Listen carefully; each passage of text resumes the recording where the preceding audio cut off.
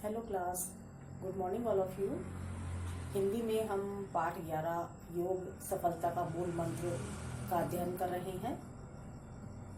योग के द्वारा शारीरिक और मानसिक दोनों विकास होता है।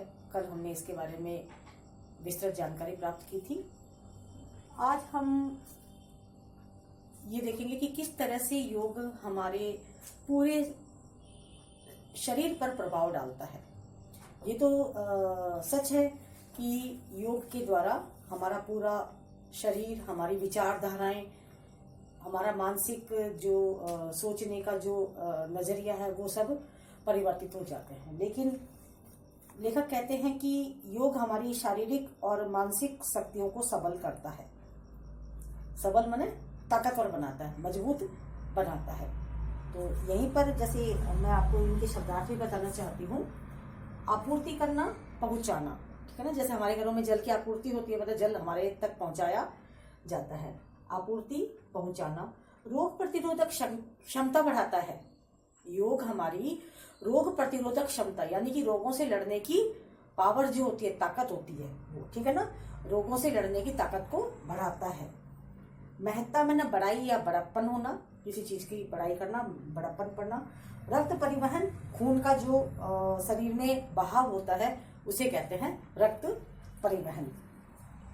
तो लेखक कहते हैं योग हमारी शारीरिक और मानसिक शक्तियों को सबल करता है, ताकतवर बनाता है और दोनों का सही प्रकार से उपयोग करने की कला भी सिखाता है। कईयों के पास मानसिक ताकत बहुत होती है लेकिन वो उसको काम में नहीं ले सकते। शारीरिक ताकत बहुत होती है, वो उसको काम में लेने का तरीका नहीं आता। दोनों को ही वो सही कला, काम में लेने की कला सिखाता है। इसके लिए हमें अपने मन को पवित्र बनाना होता है, तो दूसरी ओर शारीरिक शक्ति को मजबूत भी करना होता है। दोनों ही बातें जरूरी होती है। मन को पवित्र बनाने के लिए हमें यम नियम आदि का पालन करना चाहिए। सत्य बोलना, हिंसा न करना, झूठ न बोलना, चोरी न करना, सबसे प्रेम करना, ये यम नियम का पालन हमें करना चाहिए। इसके लिए हम मानसिक रूप से सबल बनते हैं।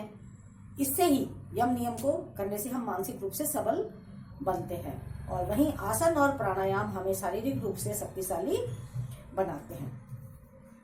आसन जो है, आसन के द्वारा हम प्रयत्न पूर्वक ज्ञान और इच्छा के बीच तालमेल बैठाते हुए एक लय बनाने का प्रयास करते हैं। तो जब आसन और के द्वारा हम जब कोई कार्य को करते हैं तो हमारे उससे मेरुदंड सीधा और सबल बनता है, क्रियाशील बनता है। हम अगर झुक करके मेरुदंड में ना, रीढ़ की हड्डी, अगर हम लगातार मेरुदंड को झुका के रखेंगे तो हमारा मेरुदंड उसी तरह से हो जाता है। इसलिए आसन, सही आसन के द्वारा हमें मेरुदंड को मजबूत बनाने की क्रिया का पता चलता है। योग के अनुसार हमारा शरीर जो है वो 5 कोशिकीय है, पंच कोशिकीय है, यानी कि हमारे 5 शरीर बने हुए हैं जिसे हम स्थूल शरीर कहते हैं। वह अन्नमय कोश पर आधारित होता है। हमारा दूसरा शरीर सूक्ष्म शरीर है जो प्राणायाम कोश पर आधारित है। तीसरा मनस शरीर है जो मनोमय कोश पर आधारित है। बौद्धिक जगत की जो गतिविधियां हैं विज्ञानमय कोश पर आधारित है। और आनंदमय कोश हमें आध्यात्म की अनुभूति करवाता है। इस तरह से हमारा 5 शरीर बना दिया इन्होंने। आनंदमय कोश, सूक्ष्म शरीर, प्राणायाम कोश, मनस शरीर और बौद्धिक जगत के लिए विज्ञानमय कोश, और आनंदमय से हमारा आध्यात्मिक ज्ञान की अनुभूति होती है। इसके द्वारा हम लोग आत्मसंयम माना अपने आप पर नियंत्रण रखने की आदत हमें आती है। जब शरीर और मन में एक लयबद्धता होती है तो मस्तिष्क पर अपने आप ही नियंत्रण हो जाता है। शरीर और मन दोनों के अंदर एक लयबद्ध आ जाती है, एक तार में चलते हैं तो मस्तिष्क में अपने आप से ही नियंत्रण हो जाता है। योग हमें ऐसी आंतरिक अनुभूति की शिक्षा देता है कि हम उन समस्याओं को अपना आप ही समाप्त कर लेते हैं जो हमारे मार्ग में बाधा बन करके खड़ी हुई होती हैं। और हमारा शरीर ठीक नहीं होता है तो जब हमारा मन भी नियंत्रण खो देता है, लेकिन योग के द्वारा वो सब समस्याओं से छुटकारा हम पा सकते हैं। सभी प्रकार के असंतुलन को योग संतुलित कर देता है।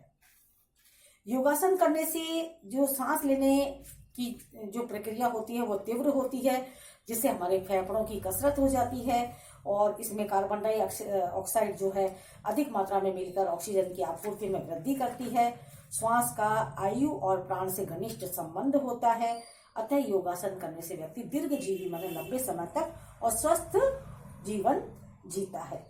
योगासन करने की क्रियाएं ऐसी होती हैं कि उससे व्यक्ति के पाचन संस्थान पर भी बहुत अच्छा प्रभाव पड़ता है। हमारी जठराग्नि तेज होती है, खाना जल्दी पचता है। हमारे शरीर में बिना नली वाली बहुत सी ग्रंथियां होती है, जिनमें से अनेक प्रकार के द्रव निकलते हैं, जिन्हें हम हार्मोन कहते हैं। वो द्रव रक्त में मिलते हैं और जिससे हमारा शारीरिक और मानसिक विकास संभव होता है। इनमें संतुलन बनाना बहुत आवश्यक होता है। उनकी कमी से या उनकी अधिकता से अनेक बीमारियां हो जाती है। इन सब ग्रंथियों को संतुलित करने का काम, सही करने का काम योगासन बहुत अच्छे से करता है। योगासन करने से हमारे शरीर की सारी मांसपेशियां भी स्वस्थ होने लगती हैं। शारीरिक स्वास्थ्य तंतुओं और कोशिकाओं पर स्वास्थ्य का बहुत प्रभाव पड़ता है। यदि हमारे शरीर को उचित व्यायाम नहीं मिलता है तो हमारे शरीर के अंगों में चर्बी बढ़ जाती है और चर्बी बढ़ने से हृदय रोग, रक्तचाप, मधुमेह, मोटापा ये सब रोग बढ़ जाते हैं, जिससे हमारा शरीर अस्वस्थ हो जाता है। नियमित व्यायाम करने से, नियमित आसन करने से, नियमित योग करने से हमारे शरीर की चर्बी कम होती है और हमारा शरीर स्वस्थ बन जाता है। आसन करने से भी पेट, कमर, घुटनों की चर्बी कम होने लगती है, जिससे हमारा शरीर फुर्तीला और लचीला बनता है। हमारे शरीर में 206 हड्डियां होती हैं। इन हड्डियों की अस्वस्थता और निष्क्रियता से हमारे शरीर में अनेक प्रकार के रोग हो सकते हैं। नियमित आसनों से और नियमित योग से शरीर की हड्डियों पर अच्छा प्रभाव पड़ता है। हृदय, फेफड़े, रीढ़ की हड्डी, इन सब का व्यायाम हो जाता है।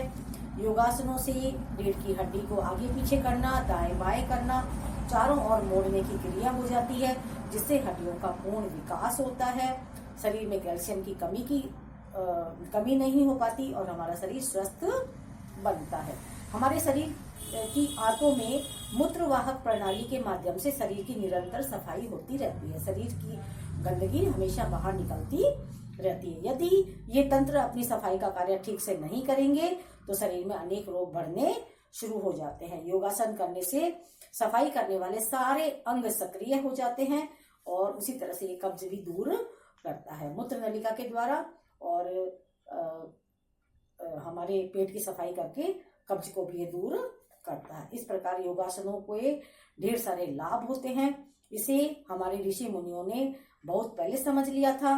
आज योग को पूरी दुनिया ने मान लिया है, मान्यता मिल चुकी है। इसीलिए प्रतिवर्ष हम 21 जून को दुनिया भर के लोग अंतर्राष्ट्रीय योग दिवस के रूप में मनाते हैं।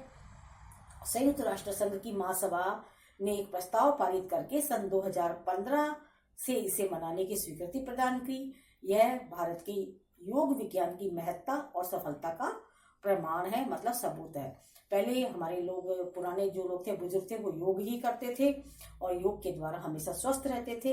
हमें भी समय निकाल करके हमें सबको योग अपनाना है। योग के द्वारा हमारा जो दिनचर्या है वो बहुत अच्छी रहती है और हमें बहुत मतलब स्वास्थ्य पर हमारे प्रभाव पड़ता है। कुल मिला के हम कह सकते हैं कि योग सफलता का मूल मंत्र है। जब योग करेंगे तो हमारा शरीर और मन, हमारे शरीर में 2 पार्ट है, बाहरी दिखावे वाला शरीर और मस्तिष्क, यानी कि हमारा शरीर और मस्तिष्क दोनों की शक्तियां बढ़ जाती हैं, दोनों की काम करने की पावर बढ़ जाती है, तो अपने आप हमें सफलता मिलेगी। ठीक है, हम कह सकते हैं कि योग के द्वारा हम सफलता प्राप्त कर सकते हैं। आप इसके जो मैंने वर्क करवाया उसे कर लीजिएगा और उसे याद भी कर लीजिएगा। Thank you.